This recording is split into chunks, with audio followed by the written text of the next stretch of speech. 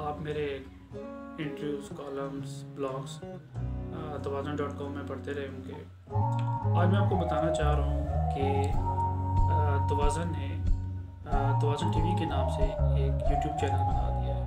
अब मैं आप लोगों को बताना चाहता हूँ कि तवाज़ुन.com और तवाज़ुन टीवी से खुसूसी अफराद मतलब मेरे जैसे व्हीलचेयर यूज़र किस तरह फ़ायदा उठा सकते हैं। तो सबसे पहले मैं बताता चलूँ कि मैं तवाज़ुन जब से शुरू हुआ है उस वक्त से मैं तवाज़ुन में लिख रहा हूँ। जब मैंने लिखना शुरू किया था तो मुझे लिखना नहीं आता था। मैं अपनी टूटी फूटी तहरीरें अरशद सुलैरी साहब को भेजता था। अरशद भाई उसको करेक्ट करके उसमें जान डालते थे और उसको फिर आगे जो है ना मतलब ब्लॉग की शक्ल दे के तवाज़ुन में पोस्ट कर देते थे। तो बहुत गलतियाँ थी मेरे अंदर। अरशद भाई उसे मतलब रेक्टिफाई करते चले गए।